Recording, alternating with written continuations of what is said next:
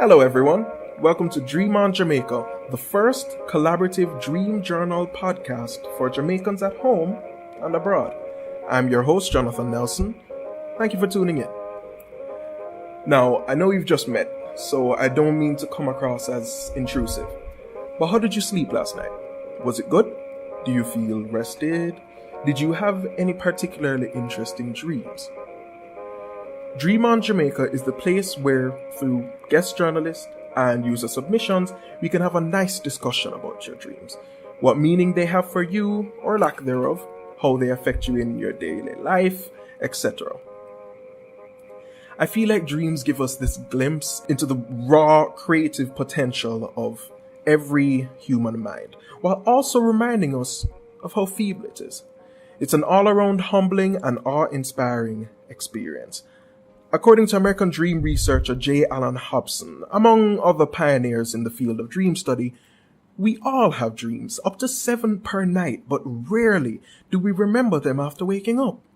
There's a whole section of human perception that, although made by the brain itself, it's all too real for many people, and we can just straight up forget it, like whenever. Absolutely fascinating. But enough of the science stuff. This is a dream journal podcast, so at some point I have to get to the dream part. The format of this show manifests thusly. In the beginning, I tell you one of my dreams. I'll try to keep it as short and sweet as possible to avoid boring you to death. After that, I bring on a few guests who will each tell us one of their dreams and we have a nice big discussion about it. Sounds good? Great. Let's get right into it.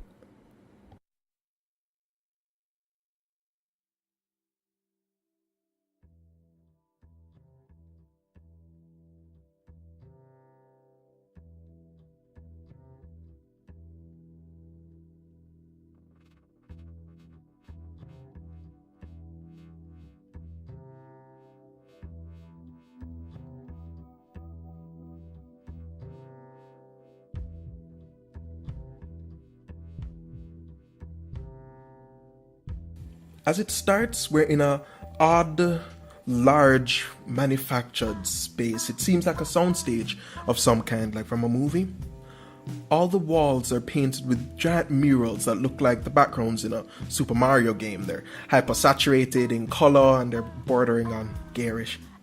The space is enormous. It could probably fit a passenger plane inside it with ease, although I imagine it would find trouble trying to hold Donald Trump's ego.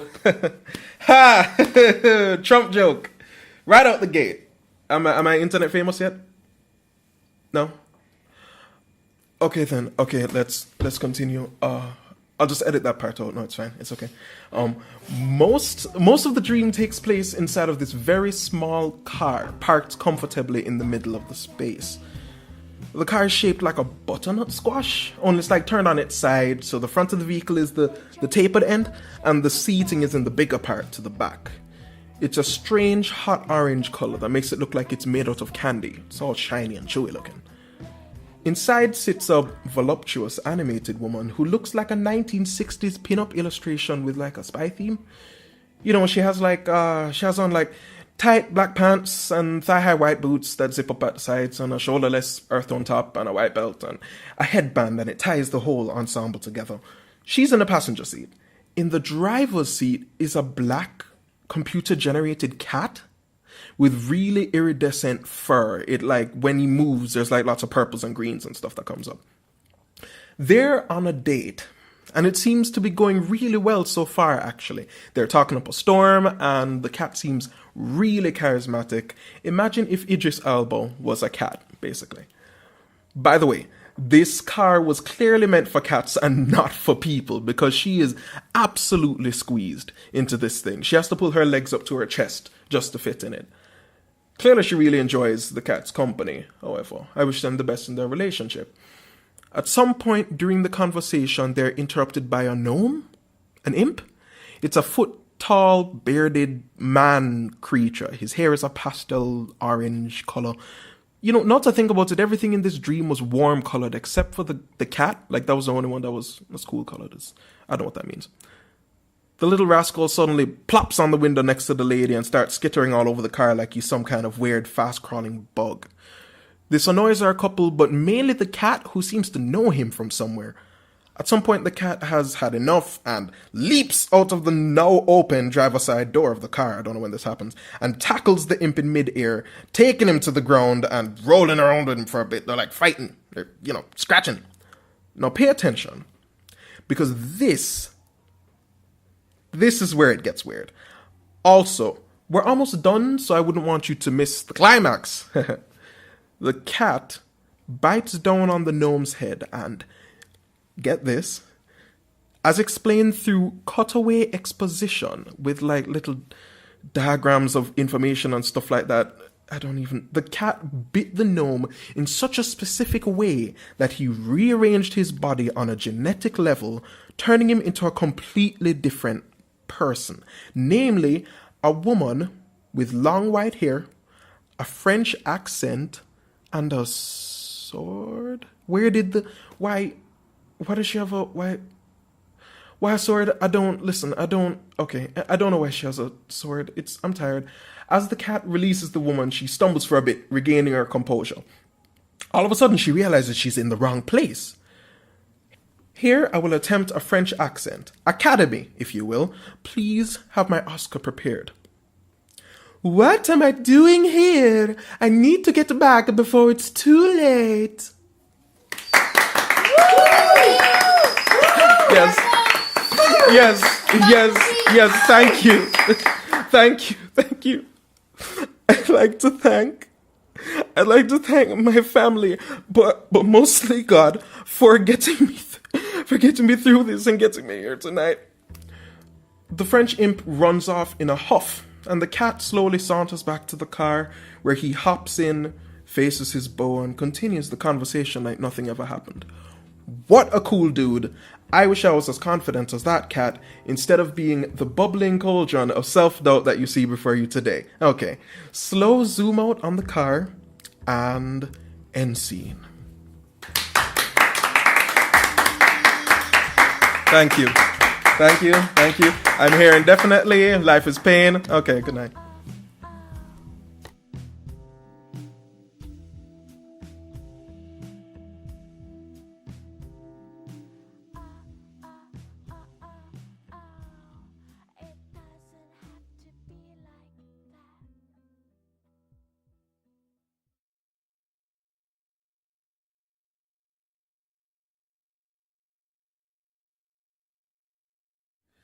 All right, everybody. Now that we've gotten that out of the way, we're on to the discussion portion of the podcast. Introducing tonight three of my very good friends: Adam, Mr. Adam Wanlis, Tony Pony Grant, and Naisha Dixon, the incomparable Naisha Dixon.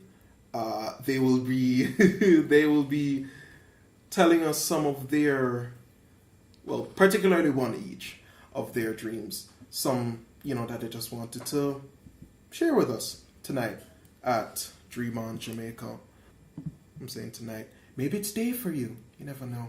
Whatever time it is. Enjoy yourself. Live your life. Sleep well. Adam, you wanted to go first? Yeah.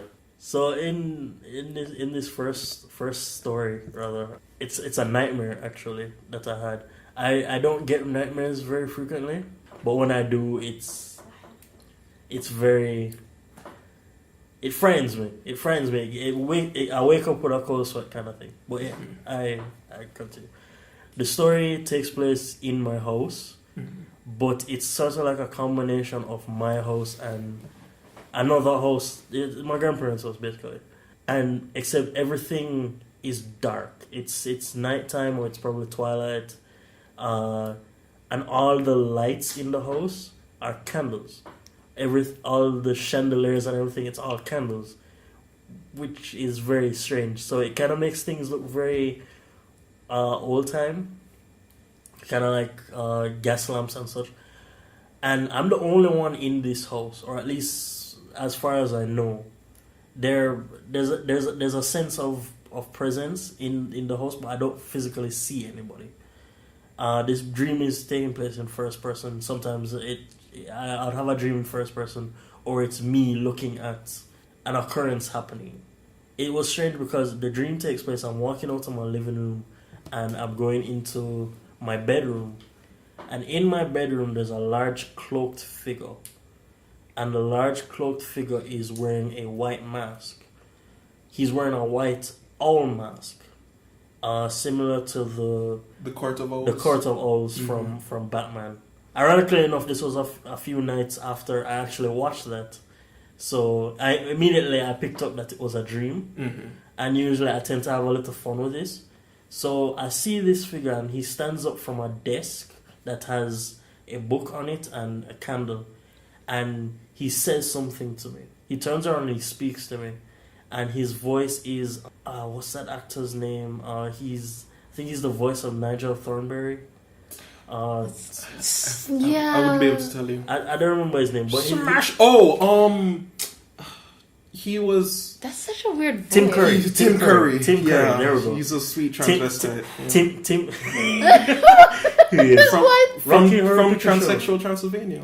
From Rocky Horror Picture Show. No. Yeah, you never watched it? No, I haven't. You need to watch it. Yeah, you love it. Nicia Dixon loves RuPaul, loves I do. drag. I do. You need to watch I'm ashamed. He speaks to me, and it's a very serious voice, and I'm hearing him all around the room. It's not so much that this figure is speaking to me, but the room itself is speaking to me. And I don't know why, but I immediately charged at this figure and rammed into it. He said something about your mother.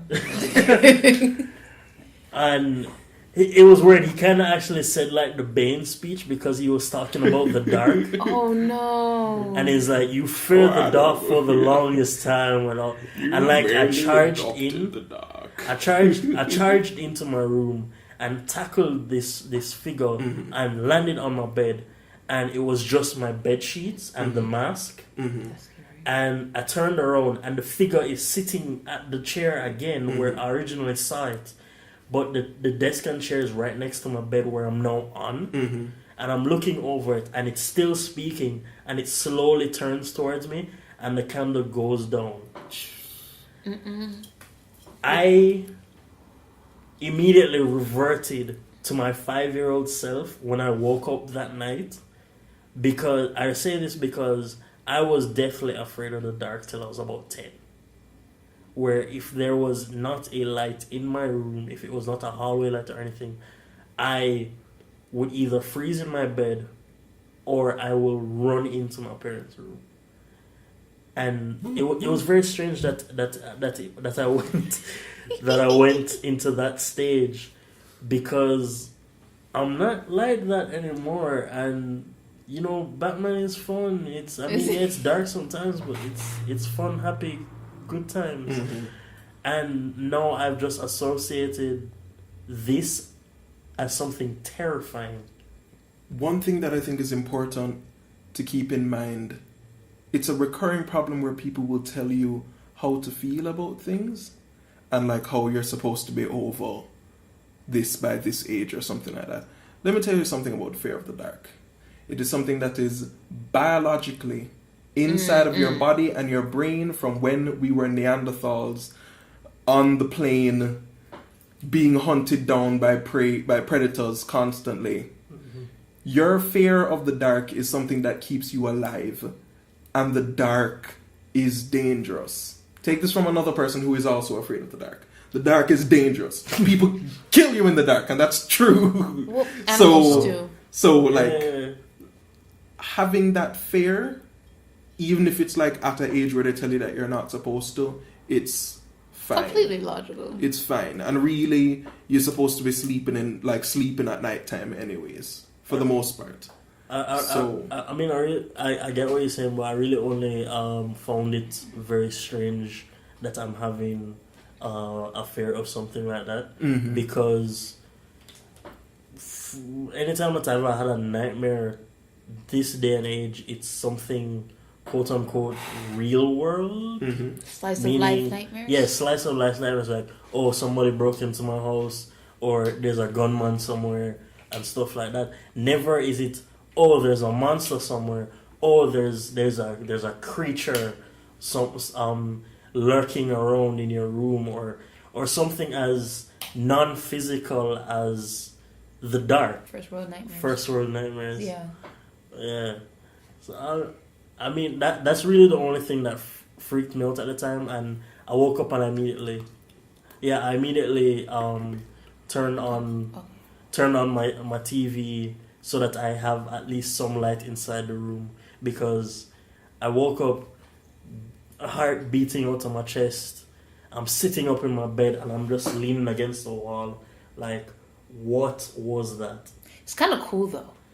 I mean, not your nightmare, but like the dimming of the lights thing. I like scary movies. From a cinematic perspective, Yeah. From a cinematic perspective, I appreciated the hell out of that, and even more so, Tim Curry's voice, because I know his voice from many things. He was the bad guy in Fern Gully as well. Yes, he who was a black, the small, yeah, the black maskless, yeah. Okay. Also note though that I was there the whole time this was going on. I was sleeping, of course. Really? But I could have sensed that Adam got up, because I woke up and he was sitting upright in his bed and he was just like staring at the TV. Scary. Oh Like, he my was staring god. at the TV, and I looked at him and I was like, "Are you okay?" And he did not answer me. He didn't, like, my hand was on him and I was like, "Baby, you okay?"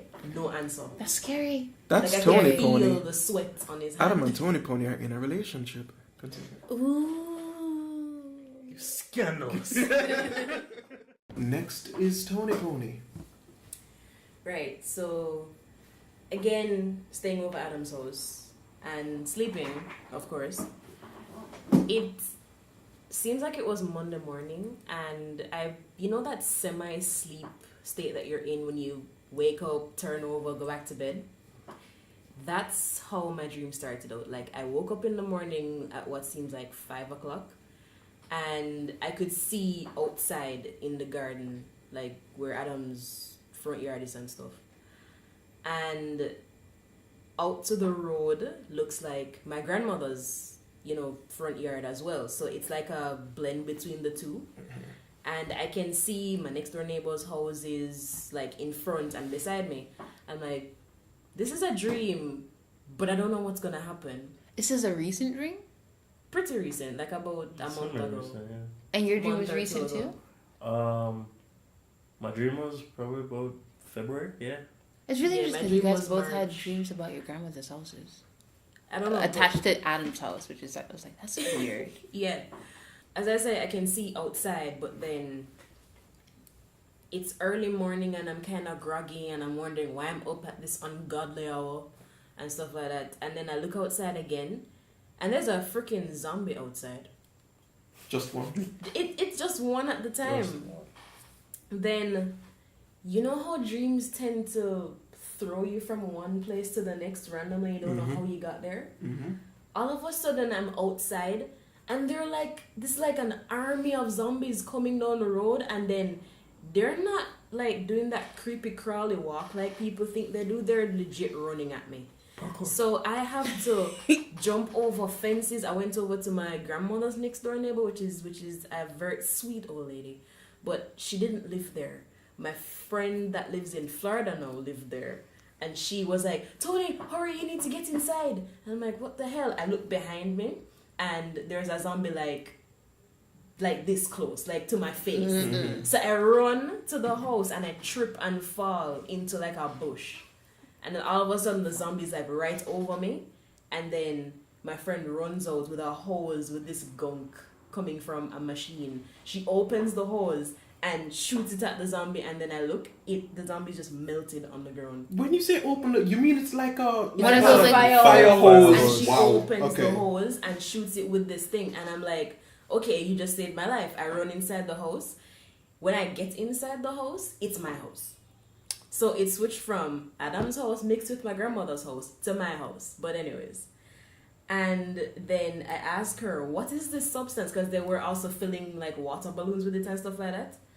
And she said, oh, we just mixed up some eggs and some shampoo. This is some kind of evolution shit when they put the fire hose up in the alien and then it just exploded because they were allergic to shampoo. But yeah, anyways. What? So it's like rotten eggs and shampoo and like a mixture of like different hair products, Okay. and then they just mixed it up and shot the zombies. I used to do that when I was a kid. I called it an experiment because I didn't know what an experiment was, and I wasted thousands of dollars of hair care products on more than one occasion. Clearly, my parents were loaded at the time because they did not kill me. Or they love you. My No. mom, no, I would have got a fish tank for that. No, you have to. Yeah. Like, empty out the water and throw the fish tank at me. No, listen, you have to hit me. It was a lot of. I don't even condone. You have to hit me. It was thousands of dollars of just like I would pour them into the sink until they filled up, and I'd mix it around with something, and then when I was Not done, my I child. would. Oh, Toil and trouble. Oh, Exactly. No. And then I would. shit. Uh-uh. Come to think of it, I used to do that too. No, not my child. After I inquire about this mystery substance, the dream then throws me back into Adam's room, where I have another presence that I want to tell about these zombies that apparently doesn't know about them because he's sleeping. So I wake up Adam in the dream and I'm like, Adam, there's a zombie outside. And he wakes up and slowly moves over to the window and he sees the zombie. But then on the windowsill, somebody left a phone there and their tastes were like for rock music, and the phone just starts ringing and it's a rock song. The zombie's attention gets drawn to the window, and then he comes running out the window. I freeze. I freaking think that, oh, this is Jurassic Park. If I don't move, he won't see me. Lord. That's how zombies work. And then he runs up to the window and he's like right in front of my face. These sunken in mushy eyes and bad breath and rotten teeth and stuff like that. You can And smell then the I breath wake out the up. window. Yeah, it's the Minecraft zombie. I wake up, legit hyperventilating, and I grab onto Adam and I was like, Adam, there's zombies outside. You need to... I wake up and I grab onto Adam and I'm like, there's zombies outside. I need to pee. I need to get up and pee, but I don't want to go inside and look. There are freaking zombies out there. Adam's like, don't even joke about that. Adam looks at I'm me. prepared for the zombie apocalypse. This is Gets no all these joke. hair products and He everything. gets all his hair products That's not even what happened. and it's sawed off. The funny part about what happens is that Adam looks at me, puts his arms around me, he's like, shh, babe, it's okay. Babe, it's okay, go back to sleep. You're I mean, fine." he's also half asleep. Right? Yeah, because she woke me up. No, I'm not blaming you. I'm just saying half asleep consolation is one of the funniest things. One time, Nikki, who is my girlfriend, told me that she was like, I'm dead asleep, as I am frequently, and she was up late, as she is frequently, and she's playing music, and she's like singing, and at some point I wake up and I go, no, it's okay, because I think she's crying. Oh, In my no. sleepy state, I thought her singing was crying. Oh Oh my no. God. True love. And she's just like, Jonna, it was adorable, it's okay. And I'm like, no, I'm the worst. I'm the worst. Or her singing is... No? Okay. Nikki sings beautifully. Alright, Tony Pony, thank you. Nice, you? The setting was like, alright, you guys watched Lord of the Rings, Fellowship of the Ring. The elves that were in the woods, not Rivendell. Mm. You know that tree house that they were in? It looked a lot like that. It was so beautiful. I have no idea where the light's coming from, but it's like filtering through branches, but it's covered, so you know, if you look up, you can tell if it rains you're not going to get wet, but light is able to filter through, and it's just a long hallway. I can't see the hallway behind me, but I can feel like it's there, like, you know, it extends. And then there's the hallway continues in front of me, and it goes outside. I know it goes outside, but it just looks white. It's very soft lighting. You know that lighting that they use in female porn? Female porn. Oh, Female yeah. porn. Yeah, And it's yeah, always yeah. that natural light that comes through that huge window. Oh, Yeah. Not like I watch female porn Oh, often yeah, or sure. anything, Sure, right? Yeah. Anyway, so I am a lieutenant, sergeant, something. I'm someone of authority, and I'm training a group of warriors. I don't know if they're not human, but they're humanoid.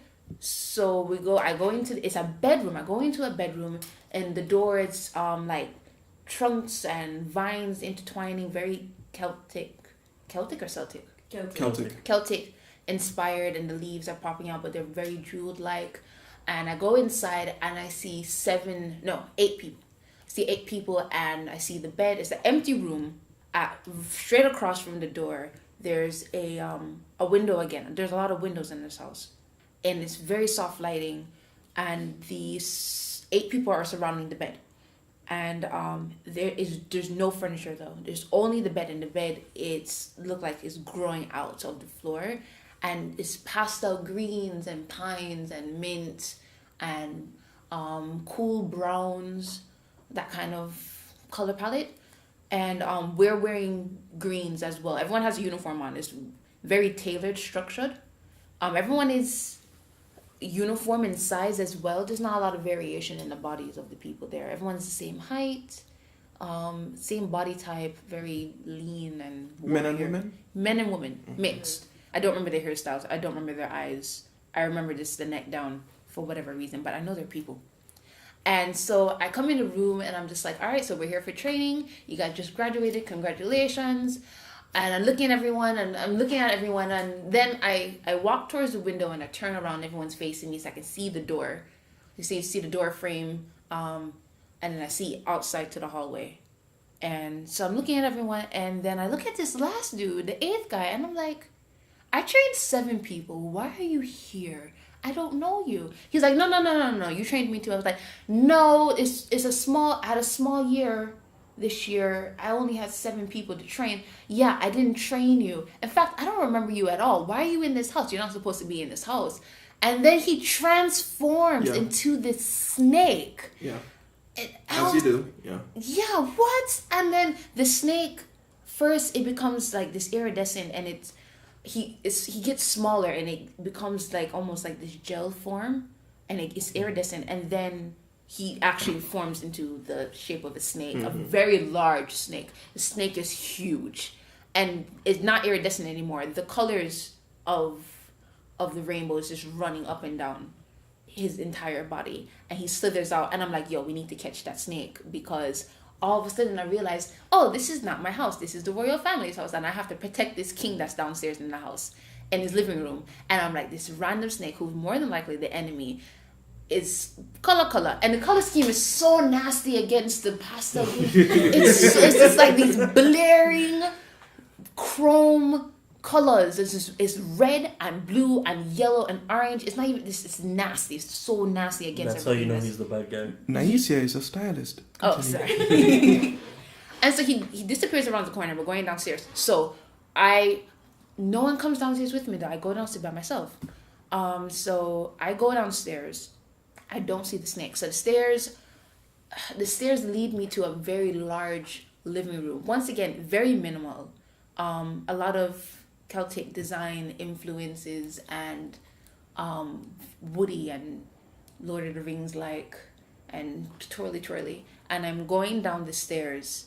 It's kind of hard to explain. You know how like you're the person, and sometimes you jump out and you see everything, including yourself. Mm-hmm. So I jump out of my body, and what it seems like, I'm against this wall. I see the stairs, and it's at the back of the room. It's a very large room, like a 2 stories, but it's just tall. And the stairs at the back of the room, and then there's a platform, and then like 3 steps that come down. On my right hand side is the door to lead outside the house. On my left side, the room extends, and then the door is open. It's a dark hallway that leads to inside the house. Let's see that there's a single couch in the middle of the room. I don't remember the color of the couch. I think it was like ivory, and the family is there. So you have the king, the queen, and his 2 kids. And where I'm standing, they're watching a flat screen TV. Yeah, and the it's magic. It's elven inspired house. And then I jump back into my body. So I'm looking down the stairs, and I'm looking for the snake. All right, and I can't find the snake. So I'm walking down the stairs, and the king turns around and looks at me, and I'm just like, I signal to him like, there's something in this house. We communicate with our eyes, like something's in the house, but don't let the queen find out because she freaks out. She'll freak out, everything, right? Zine, and I don't want the snake to know that you know that you're here, that it's here. So like, just don't. He's just like, okay, fine. So he leans back. And he's like, honey, you don't want to go outside? You know, the kids are watching TV for too long. And she's like, no, we're watching this program. I want to watch this program. I'm like, this bitch. Oh, go outside. Please, I have to protect you guys. Just get with the program. Oh, gosh. So I come downstairs and I walk around and I'm like, I need to protect the royal family. They're very important to me. I love these people. And I cannot express how much I love. Like, I felt the love. It was so weird because it's not real. You've served the royal family for years. Yes, I felt like I felt that way. And then, so I look at the eldest child and I look at the youngest child and I was like, yo, mirror the business about the eldest picnic him dead, you know. Like, real life, that's how I feel. Honestly, the king could die too and the queen could die. I love them, but I really love the youngest. And I get on my knees and I look at him and I cup his hand, his face in my hands. Yeah. And I felt this immense love for this child that I could not explain. And it would just break my heart if this child dies. And I have to protect this child from this random snake that's not fitting the color scheme of my dream. Right? So I was telling him, I was expressing to the child how much I love him. And then while I'm expressing my love for him, like everything else in the background is blurred. Then I realized from the corner of my eye, it starts to sharpen and there's this tiny little hole at the bottom of the stairs that wasn't there before. And I was like, that hole though. So like a little bug comes out and it's the nasty rainbow colors. And I'm like, oh crap. So the queen jumps up because she sees my expression now. And she's like, what is it? So she's freaking out. She jumps up and she picks up the eldest because she won out the youngest child. I don't know why. And jacket. So, yeah, probably, probably. A form-fitting jacket. Yeah, so, sigh. And so she jumps up, she's like, what is it? And the king's like, yo, chill. Only they're very royal and they're very regal and they're very elegant, so they're not saying chill and stuff like that. I thought all the royal family said chill. Yeah. It's like, yo, chill, fam. And so it transforms it to multiple animals until it finds, like, it's going through a catalog of things that it can fight against. So it becomes this huge, bloated porcupine.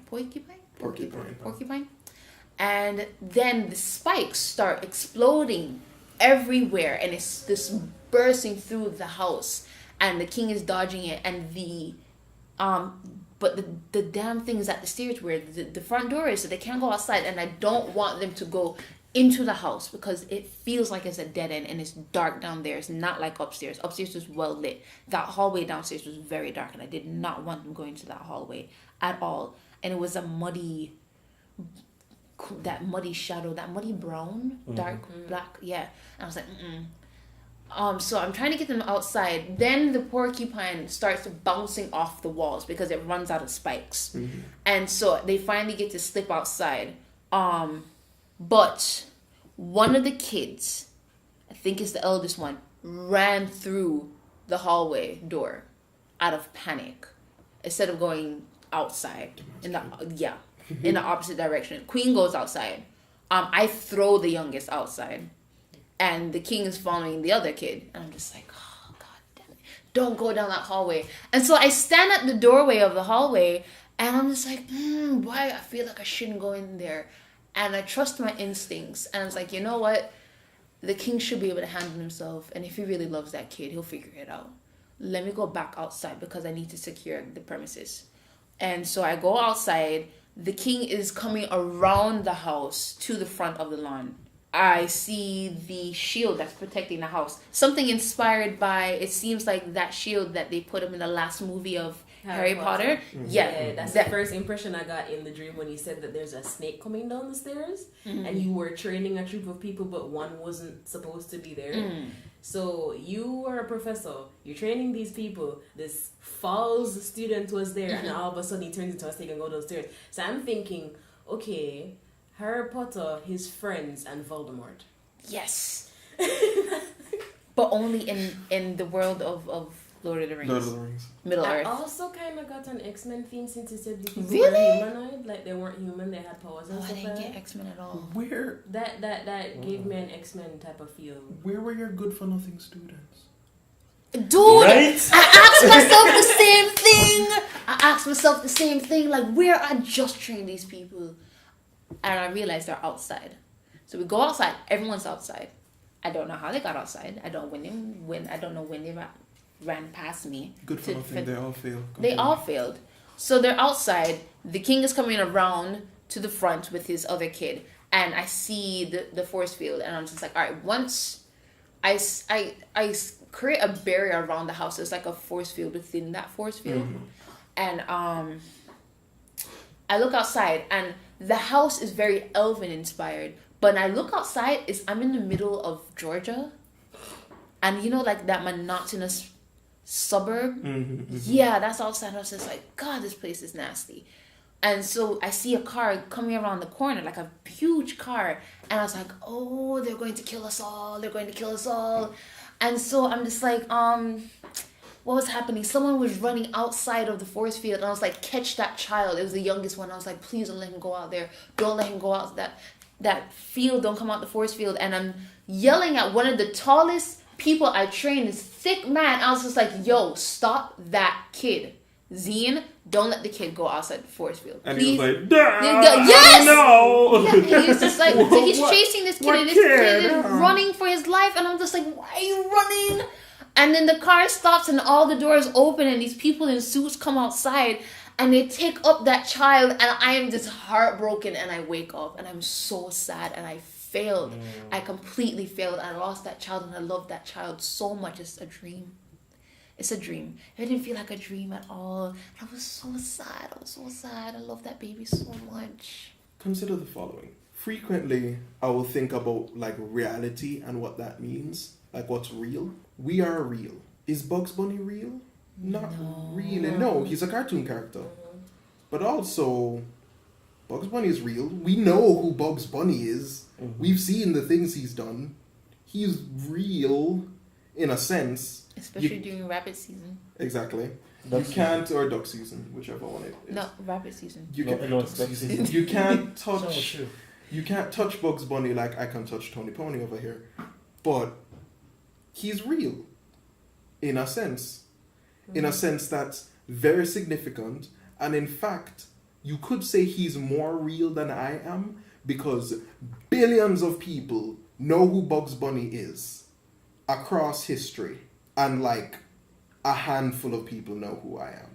Dreams are able to manifest all of these emotions in people, and the emotions are real. So the thing that's causing the emotions are just as real as the emotions are. Dreams like are so deep in the way that your brain is able to manufacture these things. Your dreams have all of this narrative. You have been in that elven world for years. You've been there for years. Your friends just knew that the way that you kill zombies, like in that universe, the way that you kill zombies is with Head and Shoulders and rotten eggs. Not a sponsor. Not a sponsor. I don't mind though. Head and Shoulders, hit me up. There was an experiment Anne Illustrator did where he drew Christmas cards for 7 years. And every year he started off drawing a polar bear, and he drew the polar bear as a cub. And every year that polar bear got older and older until the polar bear had a family of their own, if I'm not mistaken. And there was also a family taking this. It's drawn, but it looks like it was a picture of a family and this polar bear cub, and the family grew older with the polar bear cub. And the last year he skinned the polar bear, and the family was sitting on top of it for Christmas near a fire, and the world was outraged. Yeah, exploded. How could you do that to the polar bear? The family has been with that polar bear for years, and he's like, listen, illustration. It's not. It's not. It's not. It's not real, real, you guys. But people are so upset about this guy who skinned the fake polar bear It's understandable. with pencil and pastel. It's completely understandable. Not only do we invent these realities in our heads based off of the limited information of the people that create them, but dare I say, we invent the reality that we're experiencing right now as well. Because that's all based on how we perceive things. Two different people can look at the exact same event and come away from it with completely different memories. Which means there isn't really an objective reality necessarily. And that'll be it for the DreamOn Jamaica podcast. Thank you. Thank you everybody for tuning in. I hope you had a great time. I hope you enjoy your night's sleep. And remember, to dream on, Jamaica.